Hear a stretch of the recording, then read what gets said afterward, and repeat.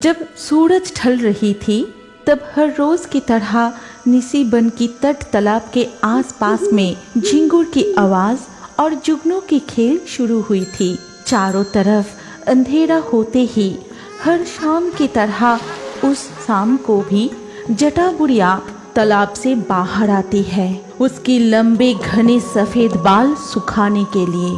उसकी शरीर था सूखे कंकाल जैसी और उसकी आंखें जैसे काले गुफा के अंदर दो जले हुए आग की गोले।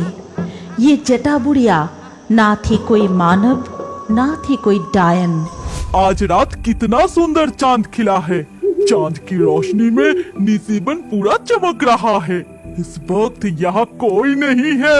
मैं जल्दी जल्दी जाके तटगोला तालाब में जाल फेंककर बहुत सारे रहू कतला मछली पकड़ के सीधा घर चला जाऊंगा। फिर घरवाली के हाथों का गर्मा गर्म चावल और तली हुई मछली उफ पूरा जम जाएगा।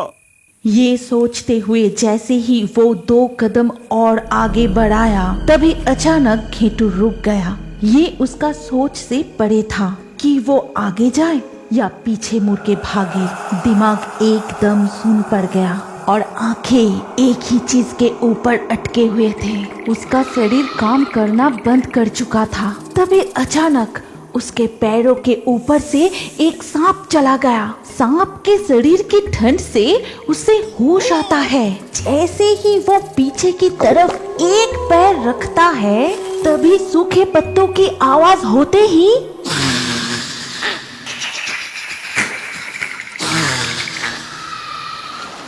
और घेटू एक वक्त भी जाया ना करके घर की तरफ दौड़ने लगा और मन ही मन कहने लगा, कौन था वो बुढ़िया? बाप रे, दिखने में कितना भयानक था।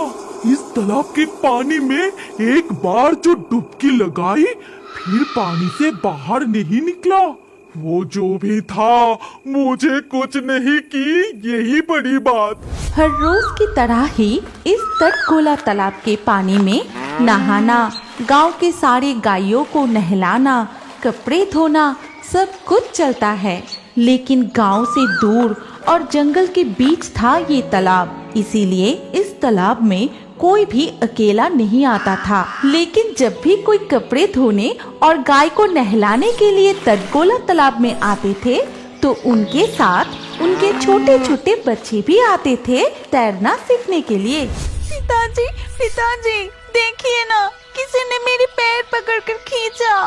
तेरा भाई ही होगा, पानी के नीचे छुपकर ऐसे शैतानी कर रहा है। ए बदमाश, ऐसी हरकत बंद कर और यहाँ गाय को नहला दे। नहीं पिताजी, भाई मेरे सामने ही थे, वो तो पानी के अंदर नहीं था।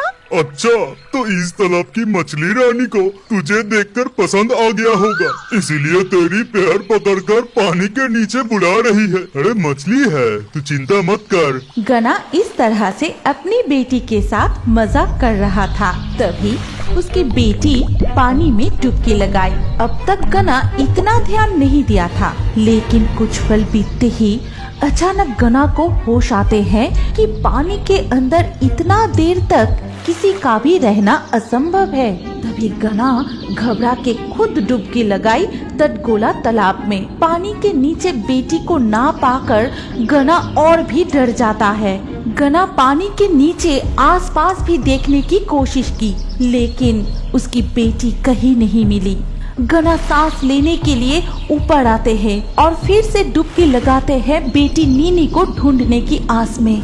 लौटा बेटी, अपनी पिताजी को इस तरह मत डरा। पिताजी के साथ कोई इस तरह लुका छुपी खेलता है क्या? तब तक गना का बेटा गांव के घेटू मछुआरे को बुलाकर लाया। घेटू बिना देर किए अपनी जाल तालाब के गहरे पानी में फेंका और इस तरह शाम तक चला निसीबन की तालाब में नीनी का तलाश। लेकिन पानी में इतना तलाश करने के बाद भी उन लोगों को निराश ही होना पड़ा। गना भैया, अब हमें चलना चाहिए। चारों तरफ अंधेरा हो गया है। हमें घर लौटना चाहिए। शायद हमारी नीनी फिर कभी वापस नहीं आएगी। चारों तरफ से लोमड़ी की आवाज सुनाई दे रहा था। तटगोला तालाब से थोड़ी दूर आगे जाके घेटू ने फिर से एक बार तालाब की तरफ मुड़ के देखा और वो मन ही मन जिस बात को सोच के डर रहा था वही वो आंखों के सामने देखा। एक ऐसी जीव जिसका जलती हुई बड़ी बड़ी आंखें, सफेद बाल, सूखे शरीर, वो अपनी 2 हाथ में नीनी को उठाए पानी से बाहर आ रही थी। घेटू, तू इस तरह क्या देख रहा है? तालाब के पास वो क्या है? क्या उस बुढ़िया की हाथ में हमारे नीनी है?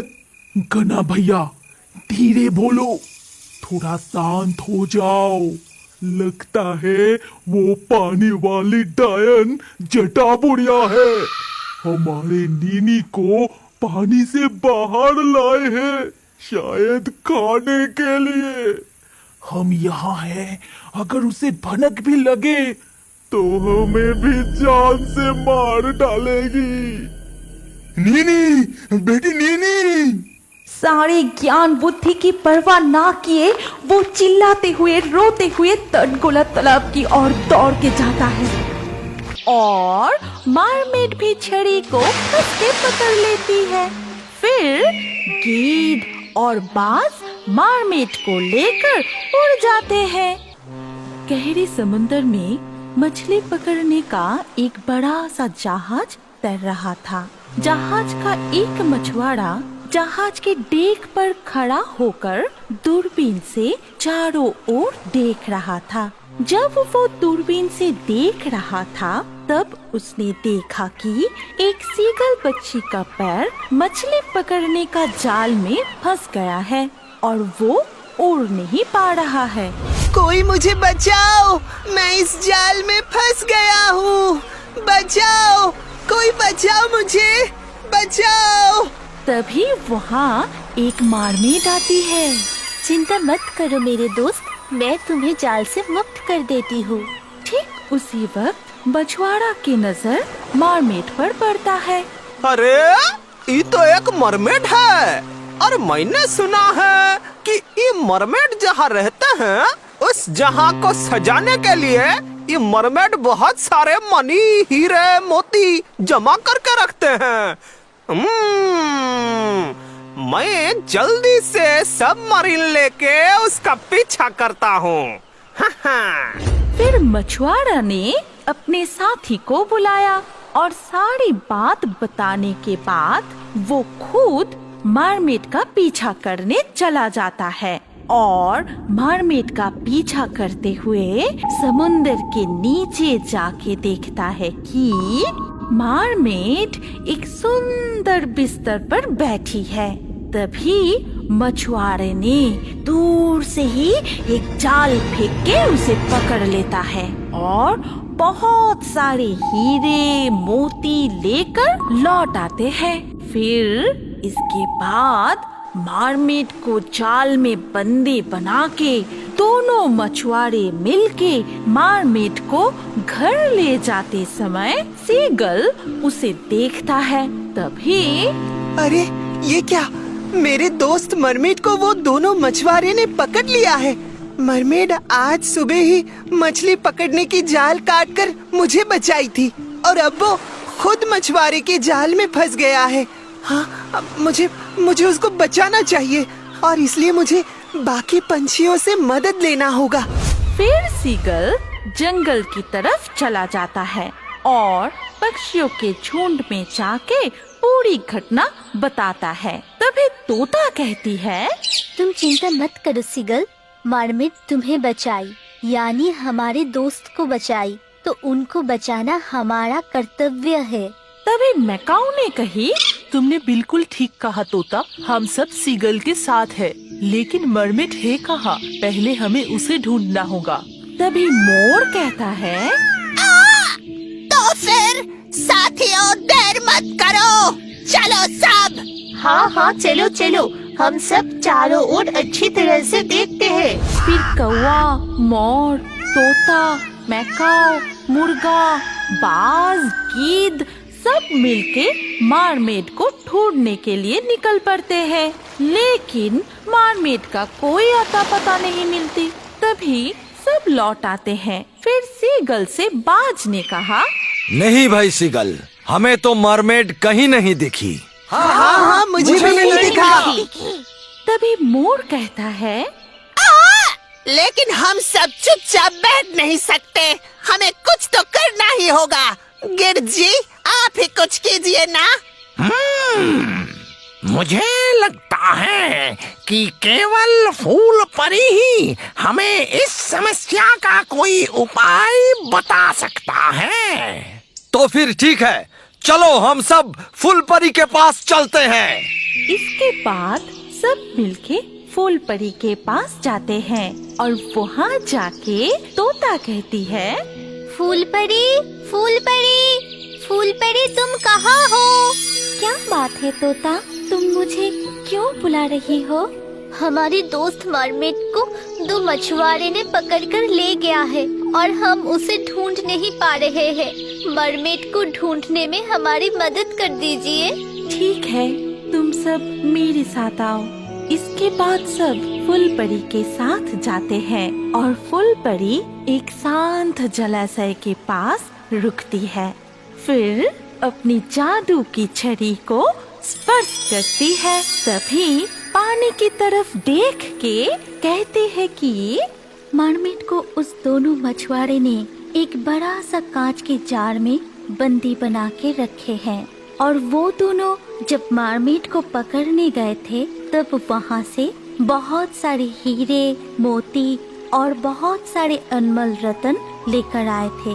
अब वो दोनों ने मरमेड को कह रहा है कि सुनो जलपरी, हम जानते हैं कि तुम्हारे पास बहुत सारे हीरे मोती का खोज है। हमें सिर्फ उस जगह के बारे में बता दो।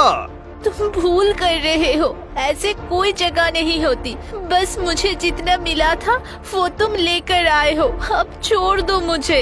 अगर तुम हमें उस जगह के बारे में बता दोगे तो हम तुम्हें इस कैद से मुक्त कर देंगे, नहीं तो तुम्हें बेचकर हम बहुत माल कमा सकते हैं, समझी?